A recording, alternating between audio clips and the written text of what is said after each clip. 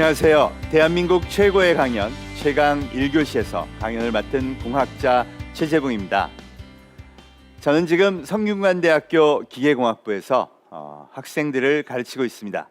미래 변화와 그리고 앞으로 사람들이 좋아할 제품에 대해 연구하다 보니 자연스럽게 최근에 대두되고 있는 4차 산업혁명 문제에 대해서 깊은 관심을 갖게 되었는데요. 이 4차 산업혁명을 기술이 아닌 인류의 삶의 변화 관점에서 풀어봤더니 아주 이해하기 쉬운 재미있는 현상들이 나타났습니다. 그래서 오늘 여러분들한테 들려드릴 강연의 주제는 호모 사피엔스와 4차 산업혁명입니다.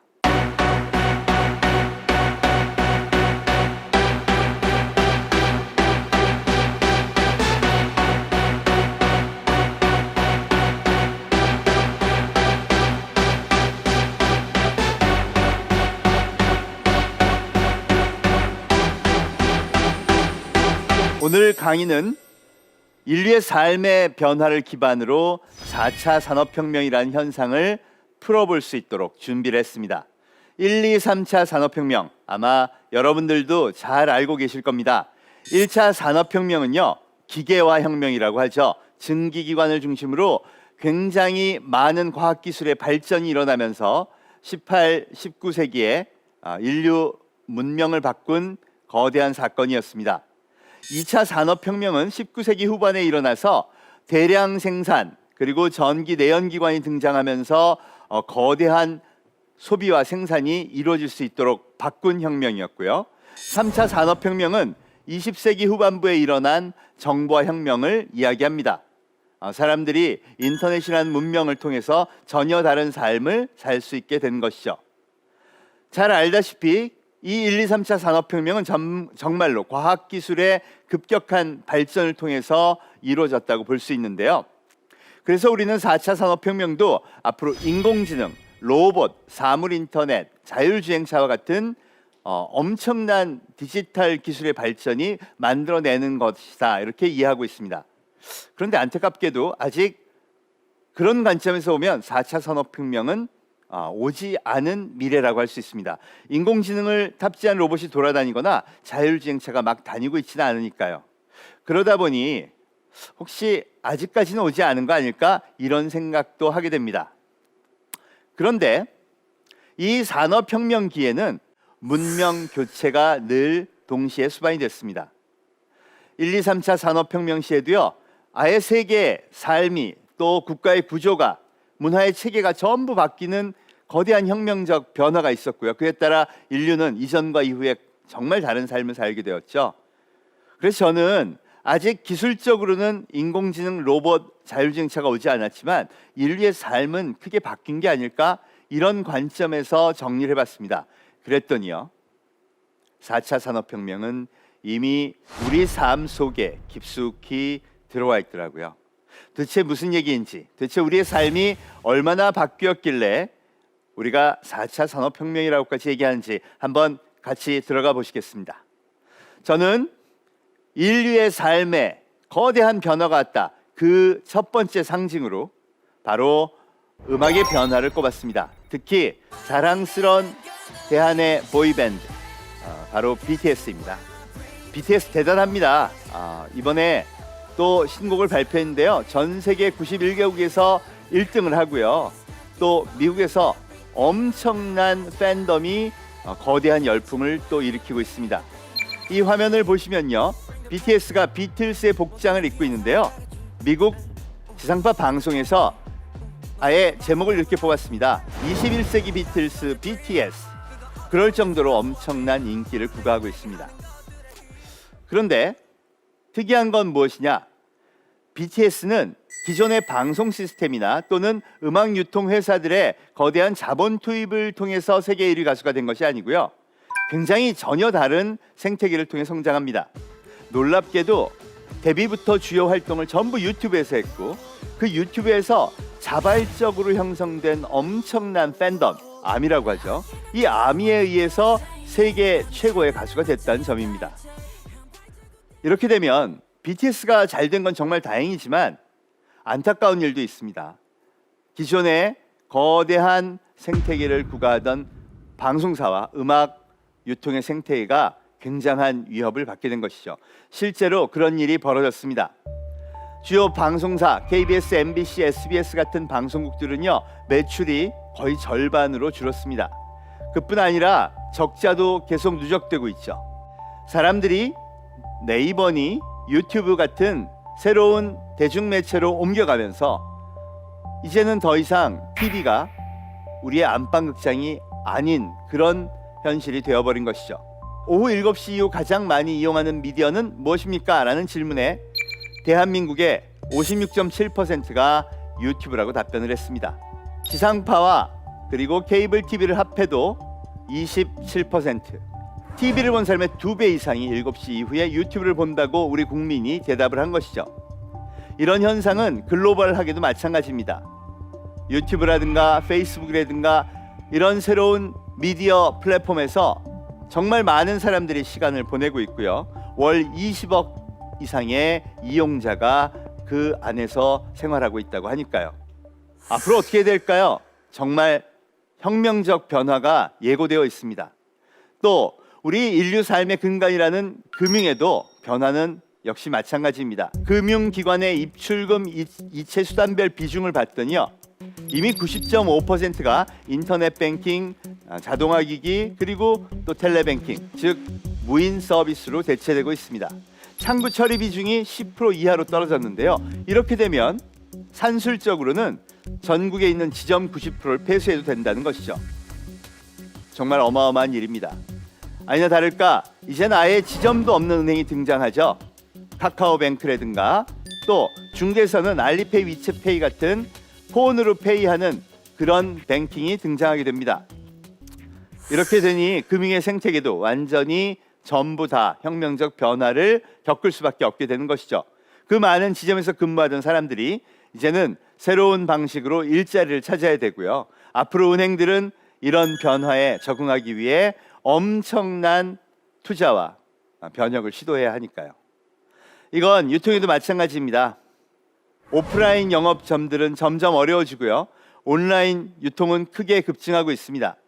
대한민국에도 2019년을 기준으로 해서 개인 1인당 소비 표준 금액이요, 온라인이 오프라인을 넘어가기 시작했습니다. 즉 말하자면 인간은 이제 무언가 사고자 싶으면 폰을 열어서 디지털 플랫폼에서 구입하는 형태로 바뀐다는 것이죠. 이런 현상은 미국과 중국 같은 거대한 대륙, 소비의 주도 국가에서 더 빠르게 일어나고 있습니다. 아마존은 세계 2위의 기업까지 성장해 버렸고요. 그로 인해서 미국 백화점 3분의 1, 오프라인 체인점 20%가 파산하는 그런 혁명적 변화를 만들어내 버렸습니다. 이 현상은 앞으로 더욱 극심해질 예정입니다.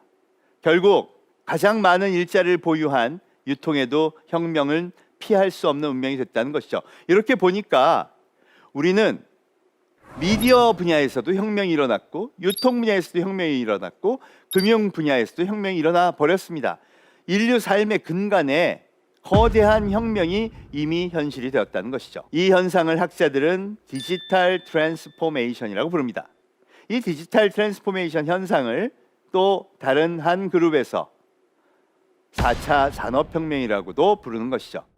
삶의 변화, 인류 삶의 근본의 변화가 바로 혁명이라고 볼 수 있습니다. 자, 그렇다면 이렇게 시장이 변화하고 인류 삶의 변화가 온 거라면, 우리 삶 속에 혁명이 찾아온 거라면 우리 마음에도 혁명을 준비하는 무언가가 필요하지 않을까요? 자, 그럼 이 혁명의 원인부터 같이 보겠습니다. 혁명의 원인은요, 놀랍게도 바로 이놈 탓입니다. 너무 명백하죠? 바로 스마트폰이 등장한 것입니다. 2007년 스티브 잡스는 아이폰이라는 정말 혁신적인 제품을 출시했고요. 불과 10년 사이 20억 넘는 인구가 사용하고, 이제 2020년이 되니까 전 세계 50억 인구가 쓰는 도구가 되어버렸습니다.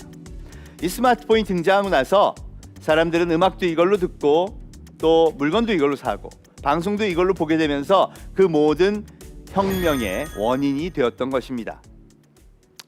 재미있는 것은요, 이 스마트폰을 잘 쓰는 이 인류에 대해서 대한민국은 좀 부정적인 생각을 갖고 있죠. 대부분 어른들이 그렇습니다. 아, 이거 좀 그만 써야 되는데, 이거 내가 너무 여기에 매달려 있는 거 아닌가? 특히 아이들한테는요, 거의 못 쓰게 하는 게 상식이다, 이렇게 얘기들 합니다. 그런데 그럼에도 불구하고 엄청난 속도로 번져갑니다. 지금 현재 대한민국 스마트폰 사용 비율은요, 인구 대비 95% 이상으로 세계 최고입니다. 왜 그렇게 안 좋다고 생각하는데 열심히 사서 쓸까요? 이유는 딱 한 가지. 바로 인류가 써보니까 편하더라는 겁니다. 이걸 생물학적 용어로 바꾸면 인류가 경험해봤더니 생존에 유리하더라는 것이죠. 인간은 생존에 유리한 쪽을 선택합니다. 이것이 진화의 기본이기도 하죠. 즉 우리 DNA에는 생존에 유리한 경험을 했으면 그것을 선택하도록 그렇게 구성되어 있다는 겁니다. 결국 대한민국에 도착한 지 10년 만에 인구의 95%가 선택했다면 이건 돌이킬 수 없는 진화라고 볼 수 있고요. 진화의 특징은 역사상 한 번도 되돌아간 적이 없다는 것이죠. 결국 우리는 스마트폰에 기반한 새로운 문명을 정해진 미래로 받아들여야 한다는 겁니다. 자, 그럼 도대체 스마트폰을 기반으로 하는 문명, 이 정체는 무엇일까? 이 스마트폰을 잘 쓰는 사람들에 대해서 붙여진 재미있는 애칭이 있습니다. 그게 바로 오늘 강의의 제목 호모사피엔스인데요. 이 호모사피엔스는 라틴어입니다. 인간의 생물학적 학명은 호모사피엔스, 즉 호모는 인간족이고 사피엔스는 생각한다라는 뜻인데요. 생각을 하는 인간 종족, 이게 원래 현대 인류의 정식 학명입니다. 여기에다가 가운데 포노, 스마트폰을 의미하는 라틴어를 집어넣은 단어인데요. 전부 다 말하자면 호모 포노 사피엔스입니다. 스마트폰을 슬기롭게 쓰는 인간 종족이라고 할 수 있는데요. 이제 호모를 생략하면 바로 포노 사피엔스, 스마트폰으로 슬기롭게 살아가는 인류라고 이야기할 수 있습니다. 이 포노 사피엔스라는 단어는 2015년 영국의 이코노미스트라는 잡지에서 처음 사용한 용어인데요. 이 포노 사피엔스 도대체 이제 전 세계 인구의 몇 퍼센트가 됐을까요? 2020년까지 무려 50억 이상의 인구가 쓴다고 하니까 이제 전체 인구의 약 70% 이상이 바로 포노 사피엔스라고 불러도 될 것 같습니다. 이 포노 사피엔스들은 스마트폰을 잘 쓰는 것뿐 아니라 저는 아예 뭐라고 설명하냐면 마치 인공장기처럼 폰을 쓰는 사람들이라고 얘기합니다. 인공장기 맞습니다. 이제 현대 인류는 오장육부가 아니라 스마트폰을 더해서 바로 오장칠부라고 얘기할 수 있겠죠. 왜 인공장기라고 부르냐? 보통 인간이 쓰는 어떤 이 아이템들을 전부 도구라고 부르는데요. 스마트폰은 도구를 넘어섭니다. 우선 24시간 신체에 붙어 있고요. 그래서 늘 작동합니다. 동시에 다른 장기에도 영향을 미치죠. 특히 인간에게 가장 중요하다는 뇌에 영향을 미칩니다. 우리는 이제 궁금하면 스마트폰을 열어서 검색하죠. 결국 우리가 생각할 수 있는 것만으로 우리의 지적 능력이 결정되는 게 아니라 검색할 수 있다면 뭐든지 알 수 있는 그런 새로운 인류라고 볼 수 있죠. 이와 같이 스마트폰을 신체의 일부, 인공장기처럼 쓰는 인류를 포노사피엔스라고 부르고요. 그렇다면 혁명의 본질이 뭐냐? 바로 이 포노사피엔스가 새로운 인류 문명의 표준이 되는 현상입니다. 뭔가 좀 불편하지 않으신가요? 사실 대한민국 대부분의 어른들한테는요, 이게 되게 불편한 진실입니다. 나는 스마트폰 문명, 디지털 문명, 이거 메마르고 가족 간의 관계도 끊고 이거 별로 좋은 거 아니라고 생각하는데 너무 폰에 매달려 있고 여기에 빠져 중독되고 이런 게 도대체 뭐가 좋다고 표준이 된다고 얘기하는 거지? 이런 반감이 드실 수 있습니다. 그런데 인류의 선택은 이미 명백합니다. 대한민국 스마트폰으로 뱅킹을 하는 사람들은 몇 프로일까요? 인류의 생존에 돈은 필수이고요. 그래서 돈을 관리하는 건 정말 중요한 문제입니다. 이미 대한민국 약 60% 이상이 스마트폰 뱅킹을 표준으로 사용하고 있다고 합니다. 2018년 한국은행 발표에 따르면 57%의 국민이 그걸 쓰고 있고요. 특히 20, 30, 40대는 거의 80% 이상 또는 80%에 육박하는 만큼의 사용 비율을 보이고요. 50대가 50%, 60대가 13%, 70대가 7%의 사용 비율을 보인다고 합니다. 결국 세월이 흐르면서 인구의 구성비가 바뀌면서 이 포노사피엔스 문명은 피할 수 없는 새로운 표준이 된다는 것이죠. 우리는 그래서 준비해야 됩니다. 도대체 포노사피엔스는 무엇이고 그들이 만들어낸 새로운 변화는 무엇인지를 인지하고 새로운 표준 체계를 받아들여야 이 혁명 시대를 슬기롭게 극복해 나갈 수 있다는 것이죠.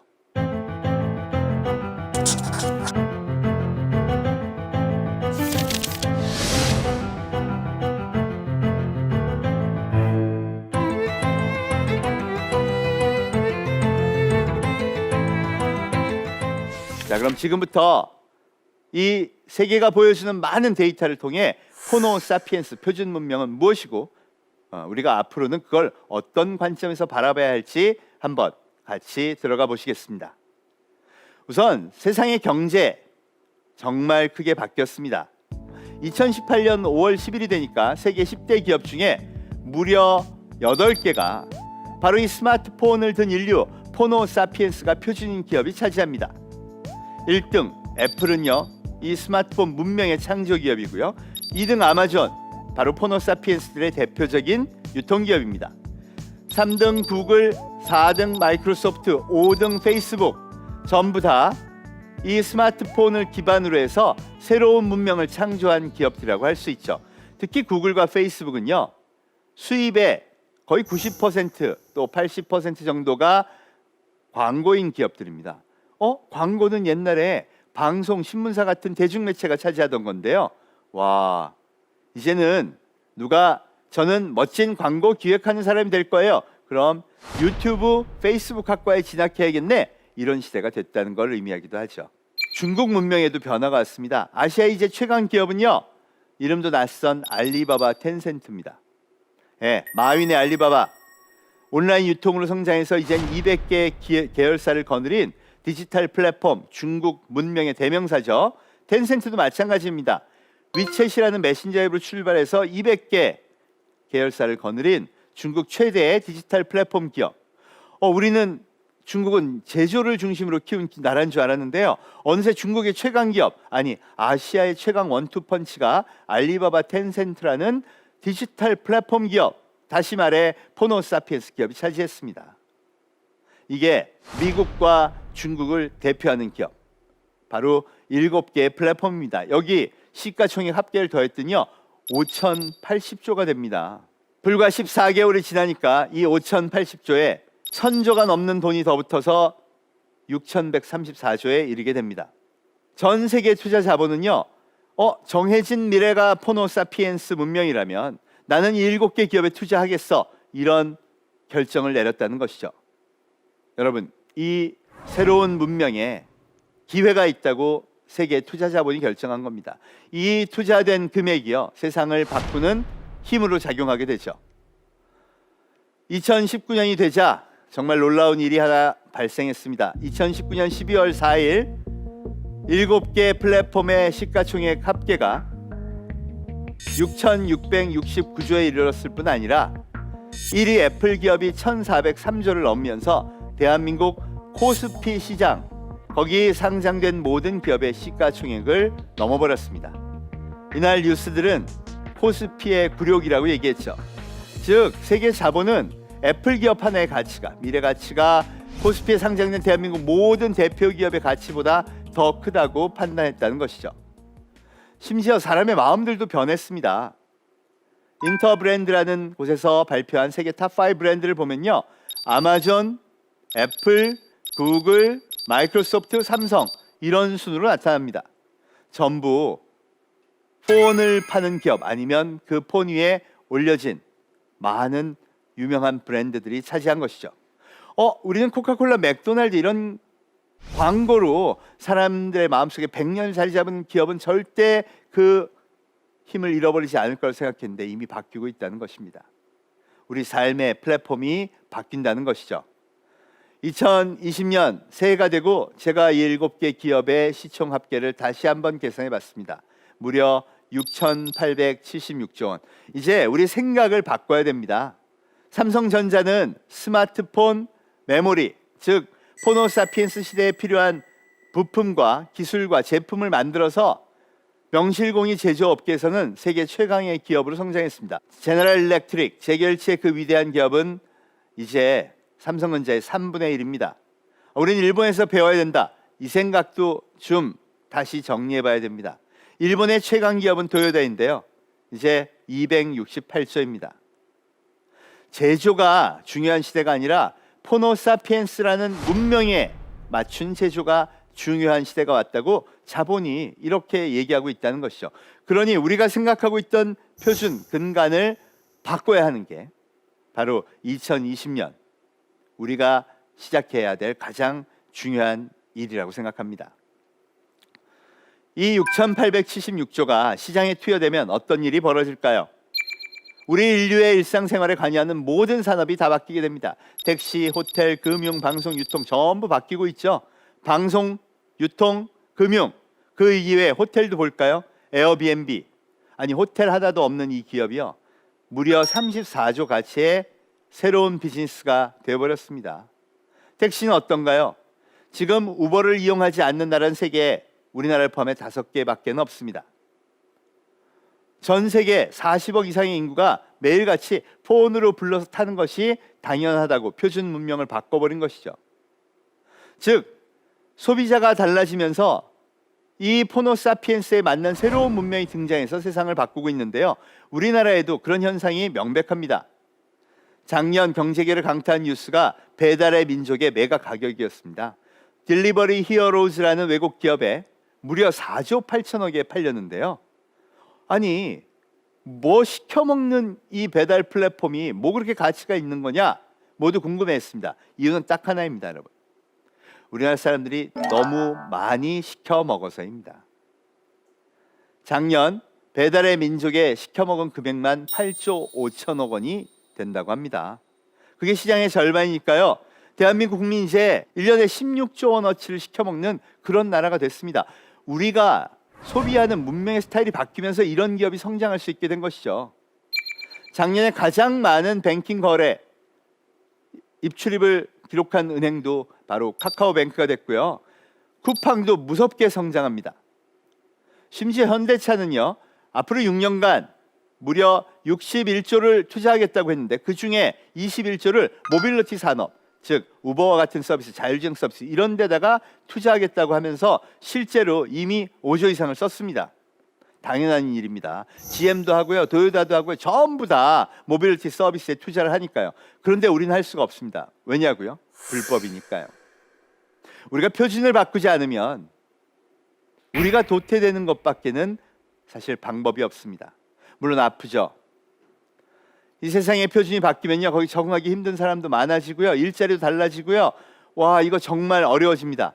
그러나 우리가 꿋꿋하게 가야 하는 길이기도 합니다. 서로 상생의 길을 모색하면서 정해진 미래만큼은 가야 됩니다. 공짜는 없습니다. 혁명도 우리가 치르면서 이겨내야 하는 그런 운명이라는 것이죠.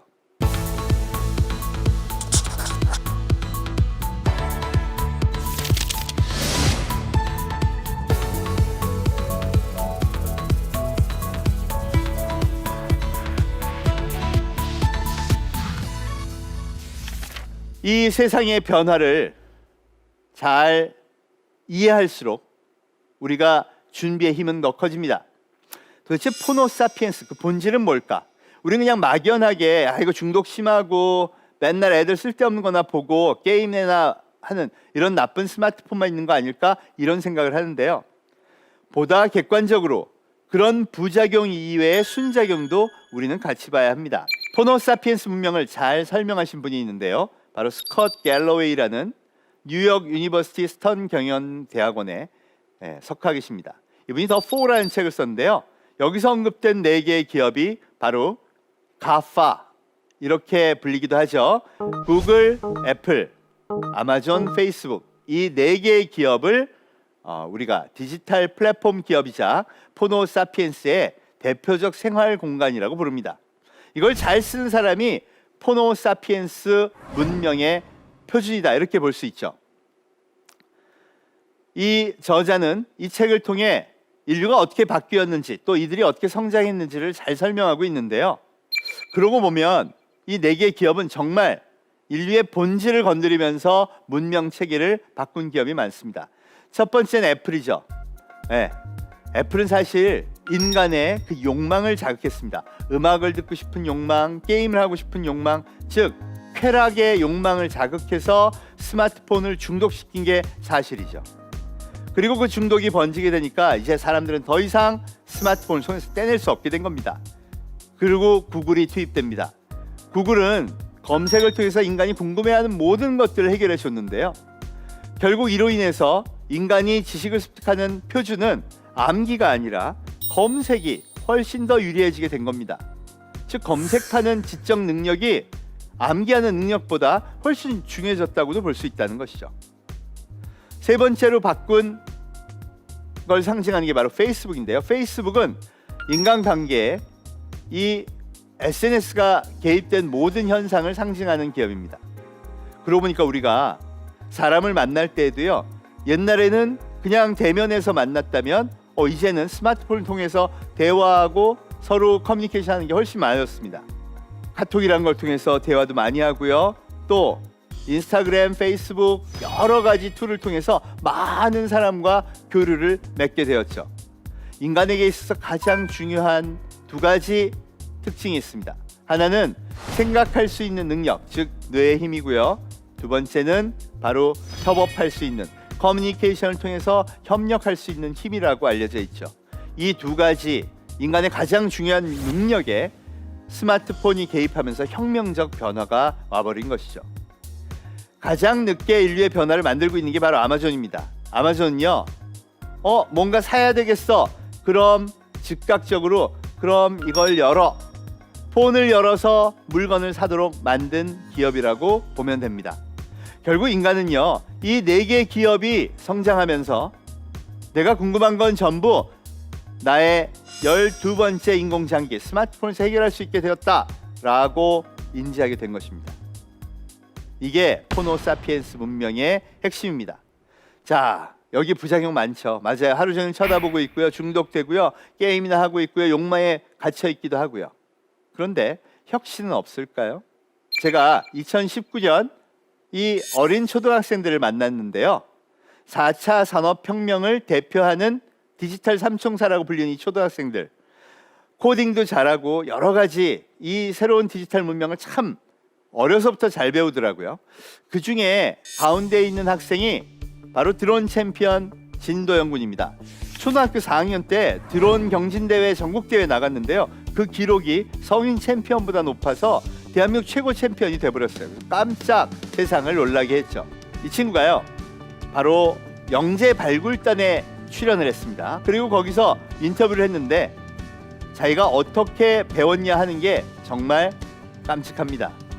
선생님이 잘 가르쳐줘서 기초를 닦았고요. 진짜 디테일한 기술은 유튜브에서 배웠다고 얘기를 합니다. 와, 그래서 저도 찾아봤습니다. 유튜브를 찾아봤더니요, 거기 엄청나게 많은 디테일한 드론 조종법에 관한 동영상이 있더라고요. 아하, 맞습니다. 이 아이들은요, 스마트폰을 오랫동안 사용했기 때문에 영상 학습에 굉장히 익숙해 있고요. 그러니 자기가 진짜 호기심 있는, 나 정말 드론 잘 날리고 싶어, 그럼 프로 선수가 될 만큼 하는 연습을 바로 이 유튜브를 통해서 할 수 있었던 겁니다. 그런데 초등학생이 어떻게 이렇게 빠르게 학습할 수 있었을까요? 그 비결은 영상 학습이 텍스트 기반 학습보다 훨씬 효율이 높고 속도가 빠르다는 것이죠. 그럼 이 새로운 디지털 문명을 통해서 학습하는 게 효과가 있다는 뜻이네요. 네, 맞습니다. 우리가 인지하지 못했던 사실, 어쩌면 정규 과목에 포함되어 있지 않는 이 유튜브 SNS 문명을 기반으로 한 학습은요, 이미 많은 새로운 인재의 성공 방정식을 다 바꾸고 있습니다. 자크 아탈리는 프랑스의 가장 유명한 지성이자 미래학자로 알려진 분입니다. 이분은 항상 음악 소비 변화가 가장 빠르다. 그래서 우리가 음악 소비 변화를 보면 미래 산업을 예측하는데 잘 쓸 수 있다고 했는데요. 정말 그런 것 같습니다. 30년 동안 잘 맞았어요. 그럼 도대체 우리 음악 어떻게 듣나 볼까요? 옛날에는요, 음악을 듣고 싶으면 가서 음반을 사고 그걸 어떤 기기, 제품에 넣어서 틀어서 들었습니다. 그래서 이 오디오에 관련된 기기들이요, 세계 시장을 주름 잡았죠. 이게 제주 전성기였습니다. 근데 지금은 어떤가요?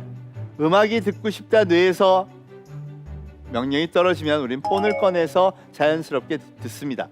이 과정을 스마트폰을 통해 디지털 플랫폼에 접속한다고 하죠. 그런 다음 내가 원하는 음악을 선택하죠.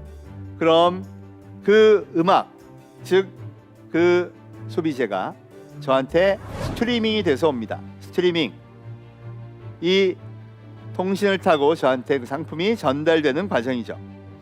그렇게 해서 나는 그걸 음악을 소비할 수 있게 되는 겁니다. 자카탈에 따르면요, 앞으로 모든 표준이 이렇게 바뀐다는 것이죠. 즉 모든 거래는 스마트폰을 통해 디지털 플랫폼에 접속해서 일어나고요. 내가 원하는 게 상품이 됐건 서비스가 됐건 스트리밍 돼서 통신이 됐건 택배를 됐건 타고 나한테 전달된다. 이게 앞으로 인류 문명의 표준이 된다. 음악은 이렇게 얘기하고 있다는 겁니다.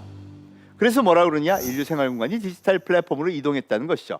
그럼 첫 번째 해야 될 건요, 디지털 플랫폼이 도대체 뭐냐를 이해해야 됩니다. 아니, 통신은 뭐고 디지털 플랫폼이고 서버는 뭐지? 거기서 거래는 어떻게 일어나는 거야? 돈을 내가 내긴 하는데 거기서 돈이 가고 나면 누가 얼마씩 나눠 갖는 거지? 이걸 알아야 한다는 것이죠. 자, 그럼 디지털 플랫폼을 구축하는 그 언어는 뭘까요? 그게 코딩이라는 거죠.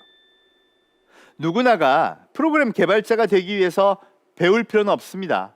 언어를 작가가 되려고 배우는 건 아니니까요. 그렇지만 문명의 소통 단위로는요, 언어를 배워야 하는 것이죠. 코딩은 그런 관점에서만 기초적인 공통교육이 필요합니다. 두 번째는요, 디지털 플랫폼에서 거래가 이루어지면 이 모든 소비자가 남긴 흔적이 데이터로 쌓입니다. 자, 어느 기업은 이 데이터를 기반으로 사람이 이런 걸 좋아하는구나, 요새는 이런 게 유행이구나, 즉각 제품을 만들고 대응한다면 그렇지 않은 기업에 비해서 훨씬 유리하겠죠. 이렇게 많이 축적된 데이터를 이용해서 비즈니스를 혁신하는 작업을 바로 빅데이터 분석이라고 합니다. 요즘 가장 각광받는 직업 분야이기도 하죠. 그러니 빅데이터 분석은 인간의 마음을 읽는 행위입니다. 따라서 그냥 기술적으로 숫자로 수학 잘 풀고 하면 잘하는 게 아니라 그건 툴이고요. 인간이 진짜 이런 걸 좋아해. 요런 읽을 수 있는, 마음을 읽을 수 있는 능력이 있는 사람이 굉장히 중요한 겁니다. 그래서 실제로는 빅데이터라는 툴을 읽어서 이 인간의 소비 성향을 잘 아는, 소위 말해서 비즈니스 잔뼈가 굵은 사람이 훨씬 유리한 영역이기도 하다는 거죠. 세 번째는 그 데이터를 분석하는 데 그치지 않고 이 사람이 이런 걸 좋아하네, 이 사람은 IT 좋아하고 맨날 이런 것들만 다 보는 거 보니까 이 사람이 좋아하는 제품이나 특성은 이런 거야 라고 프로그램이 결정해서 알려주는 게 있습니다. 그게 바로 인공지능이죠. 마치 바둑을 둘 때 이수 보니까 얘는 이거 두겠네, 그럼 내가 이걸 먼저 해야지. 맞아요, 이런 건 잘합니다. 룰이 정해지면 잘하는 게 인공지능이죠.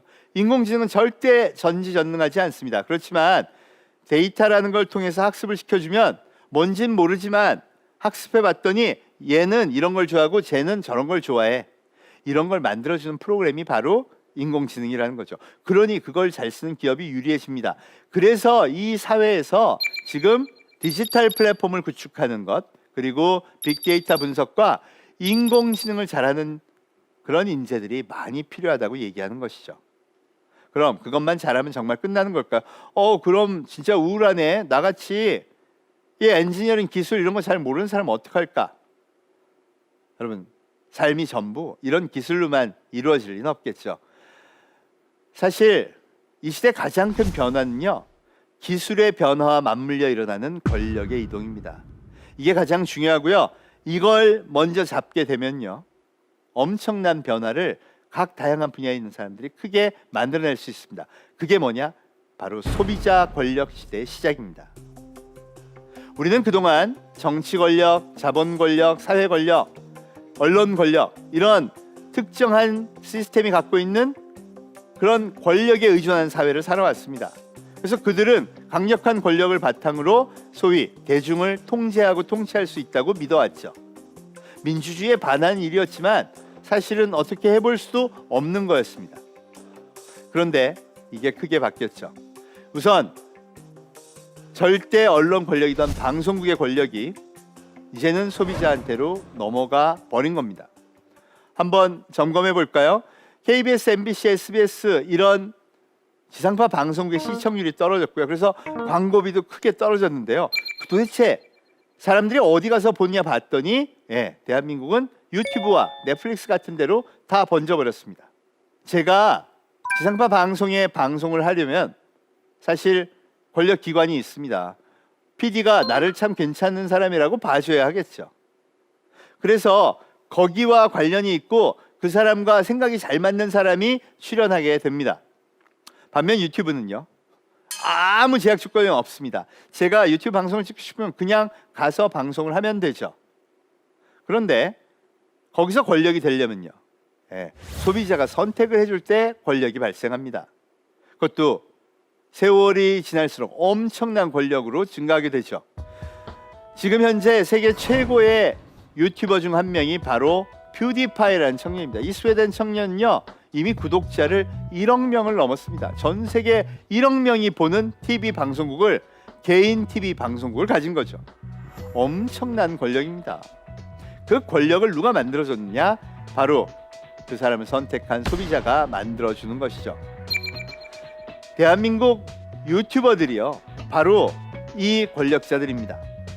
우리는 유튜버가 권력자라고 보지만 이 유튜버는 하루아침에 소비자로부터 선택을 잃어버리면 그냥 그 권력을 잃게 되는 그런 운명 가운데에서 그 위치를 유지하고 있죠. 그래서 이들은 철저하게 소비자가 왕인 걸 알고 그들이 원하는 걸 찾고 그들이 좋아하는 것을 열심히 만들어내는 데 집중하고 있습니다. 소비자가 권력인 시대에 새로운 미디어의 힘은 뭐냐? 바로 소비자의 선택을 받는 힘이고, 그래서 이 시대가 소비자 권력 시대라고 이야기하는 것이죠. 자, 유튜브 권력자 시대가 되니까 대한민국에 아주 재미있는 현상이 벌어졌습니다. 바로 6살 꼬마 보람이 사건이죠. 아유, 난리가 났었습니다. 신문에 한 토막 기사가 났었죠. 6살 꼬마 유튜버가 한 달에 37억씩 벌어서 청담동에 100억짜리 빌딩을 샀다.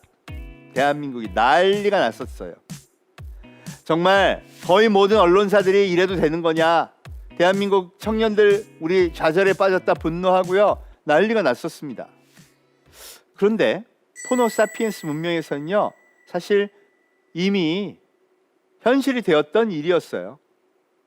지난 3년 동안 세계 수익 1위의 유튜버는 미국의 8살 꼬마 라이언이었습니다. 사실 보람이는 이 라이언을 흉내내고 따라해서 비슷한 방송을 만들었는데 재미있게 하다 보니까 팔로워 수가 엄청나게 폭발하면서 그 수익이 부수적으로 따라왔던 것뿐이죠. 문제는요, 그걸 보는 우리의 굳어있는 시각입니다.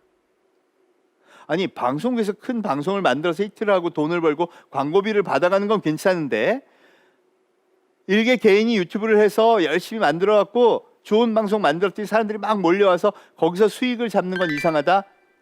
이렇게 되면 우리는 편향된 시각을 갖게 되는 겁니다. 여러분, 이제 이건 당연합니다. 세계 최고의 유튜버 8살 꼬마 라이언은요, 2019년 303억의 광고비를 벌었습니다. 그리고 우리는 이제 그게 당연하다고 생각해요. 아이들이 즐길 수 있는 컨텐츠를 만들어내니까요. 물론 규제도 하고요, 물론 나쁜 방송은 막아야 됩니다. 부작용은 최소화해야죠. 그런데 이 혁신의 힘을 잃어버리게 되면요, 지금 지상파 방송국에는요, 딱 하나의 방송, TV 유치원이라는 게 남았습니다. 제가 들어가서 시청률 봤더니 0.2%더라고요. 여러분, 대한민국 4, 5, 6, 7세 아기 인구 합해야 138만인데요. 138만 아기 중에 0.2%만 그걸 봅니다. 그리고 우리 방송 과연 경쟁력이 있다고 얘기할 수 있을까요?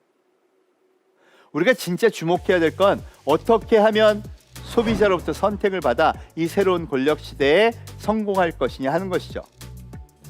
이 방송국에서 일어난 혁명은요, 거기에 그치지 않았습니다. 이미 유통으로 급격하게 번졌습니다. 이제 대한민국 TV 홈쇼핑들은요, 적어도 50% 정도의 이 판매를 바로 모바일로 옮겨서 판매합니다. 거기서도 다른 방송을 합니다. 소위 인플루언서라는 사람들이 나와서 방송을 하고 거기서 판매하는 게 과거 TV 절대 플랫폼에서 올리던 거에 절반을 차지하게 됐다는 거죠. 중국은 아예 말도 못합니다. 왕홍이라는 새로운 직업도 생겼는데요. 바로 방송을 하면서 물건을 파는 그런 사람들입니다. 이 중에 가장 유명한 사람 중에 하나가 바로 장다이라는 친구인데 2018년 자기 개인 매출로 5천억을 넘겼고요. 그래서 그걸 바탕으로 루한홀딩스라는 회사를 하나 차렸습니다. 그리고 1년 만에 2019년 모든 청년 벤처의 꿈이라는 나스닥에 당당하게 상장을 하죠. 어떻게 그게 가능했을까요? 너무 많이 사기 때문입니다. 2017년 15조 원에 그쳤던 왕홍 전체 매출은요, 2019년 100조를 넘어갑니다. 무려 2년 사이 7배가 성장하게 된 것이죠. 중국 소비자 중 6억 명이 시청을 하고 있고요. 이번 광군제 때에는 무려 45조의 매출이 하루에 일어났는데 그중 절반을 이 왕홍들이 방송하는 걸 보고 구매를 했다고 합니다. 그 이유는 급격하게 진화하는 포노 사피엔스 문명이 있습니다. 대한민국에서 조사를 해봤습니다. 도대체 물건을 사기 전에 어떤 것을 더 신뢰합니까? 이 유튜버, 즉 방송을 개인적으로 하는 사람들을 더 신뢰합니까? 아니면 광고, 연예인을 더 신뢰합니까? 라는 질문에 대한민국 70%가 넘는 사람이 유튜버를 더 신뢰한다고 답변을 했습니다. 디지털 문명이 발전한 중국은 더 하겠죠. 즉 유통의 거대 체계가 다 바뀌는 겁니다. 중국에서 가장 유명한 유튜버 이름이 웨이야입니다. 뷰티, 화장품 분야 최고 왕홍인데요. 이 친구가 2019년 3월에 한국에 와서 한국 화장품 특별전을 했습니다. 무려 85만 개를 사다 놓고요. 이걸 1시간 방송하면서 다 팔겠다. 이런 당찬 방송을 했는데요. 얼마나 시간이 걸렸을까요? 네, 딱 43초가 걸렸습니다. 초당 2만 개씩 팔아낸 것이죠. 정말 무서운 속도이고 무서운 팬덤입니다. 400만의 고객이 동시에 접속해서 서로 난리가 나서 구매를 눌렀다는 것이죠. 질문했습니다. 도대체 이런 강력한 팬덤이 어떻게 형성되는 겁니까? 라고 그랬더니 이 왕홍의 답변이 기가 막힙니다. 예, 저는요 물건 하나를 선택해서 우리 고객들한테 추천할 때마다 그때그때 제 인생을 겁니다. 예, 답은 진정성이었습니다. 여러분, 우리나라 TV 홈쇼핑은요 물건을 가져다 놓고 백화점처럼 나열해서 소개하고 파는 데입니다. 거기서 물건을 소개하는 사람이나 그 회사를 운영하는 직원이요 자기 인생을 걸지는 않죠. 그런데 왕홍은 다르다는 겁니다. 왕홍은 한번 소비자를 배신한 순간 끝장이 난다는 걸 잘 알고 있죠. 우리나라에도 인플루언서들이요 한번 고객의 대응을 잘못했다가 아주 힘들어지는 경우 많이 봤습니다. 결국 이 디지털 문명, 포노사피엔스 문명은 특징은요 자발적 팬덤이고요. 그걸 만들어낸 힘은 진짜 소비자의 마음을 움직이는 진정성이라는 것이죠. 소비자 권력 시대에 아이러니하게도 진짜 그 사람의 마음을 움직이는 그 마음을 할 수 있는 진정성이 가장 중요한 핵심 요소가 되었다는 것이죠. 결국 진정성 있게 승부하고요. 이 시대 포노사피엔스가 좋아하는 걸 만들어내고요. 그렇게 해서 사람들이 몰리게 하는 것이 바로 성공의 비결이다. 이걸 다른 말로 풀자면 디지털 플랫폼에서 사람들을 모을 수 있는 킬러 컨텐츠를 만들면 그리고 그걸 진정성 있게 추진하면 거대한 팬덤이 생기고 이 팬덤은 어떤 자본이 투입되는 광고 효과보다 크기 때문에 진짜 기업의 성장을 이끌어준다는 겁니다.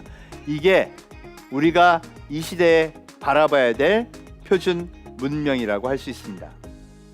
이미 중국은요 세계 최고의 포노사피엔스 마켓이 되었고 나라가 되었습니다. 2012년부터 중국은 우버를 썼죠. 이미 8년이 넘었습니다. 그뿐인가요? 이제는 가게에 가서도 배추 파는 할머니한테도 전부 폰으로 페이하는 나라가 됐죠. 아예 이제 현금으로는 중국에서 생활하기 어렵다 할 정도의 나라가 돼버렸습니다. 이 의미는요, 중국 공산당은요, 자기네 문명의 표준을 호모사피엔스 문명으로 정했다는 것이죠. 앞으로 더욱 강화될 것입니다. 지금의 데이터도 무섭지만요. 재미있는 현상 하나. 지금 보시는 중국 거지 노인분은요, 깡통에 QR코드를 붙여놨습니다. 아무도 현금을 가지고 다니지 않기 때문에 한 푼만 주세요라는 구걸 멘트로는 굶어 죽기 딱 좋다는 것이죠. 보도에 따르면 이미 중국의 거지 표준은 QR코드 목걸이를 하고 다니거나 깡통에 저렇게 QR코드를 붙여야 한다고 합니다. 거지조차도 폰에 기반한 문명에 의존한 나라, 이게 중국 문명의 표준이 되었습니다. 이 마켓을 쥐는 자가 결국 대한민국에서도 미래를 가져가는 자가 되지 않을까요? 중국과 미국은 무역 전쟁 중입니다. 사실 세계 최강의 패권 국가인 미국은요, 다른 나라들은 요새 관심이 없고 오로지 중국과의 전쟁에 집중하는데요, 그게 디지털 문명 시대에 쫓아올 수 있는 나라는 중국 하나밖에 없다는 결론을 내린 탓 아닐까요? 이 미중 무역 전쟁의 근본은 저는 디지털 문명을 누가 선점하느냐의 전쟁이지 않는가, 저는 이렇게 판단을 합니다. 이제 인류는 명백하게 달라졌습니다. 50억이 넘는 인구가 스마트폰에 기반한 호모사피엔스 문명을 선택했고요. 이제 2020년은 호모사피엔스 시대가 개막되었다고 해도 과언이 아닌 것 같습니다. 우리는 정해진 미래를 준비해야 됩니다.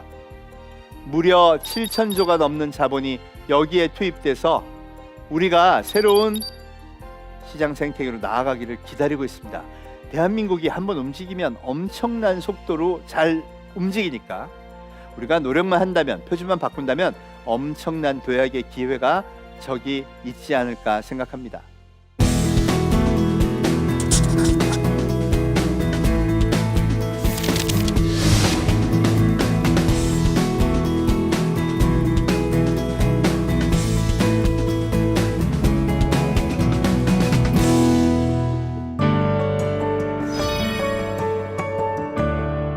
내 마음의 표준을 호모사피엔스로 바꾸자.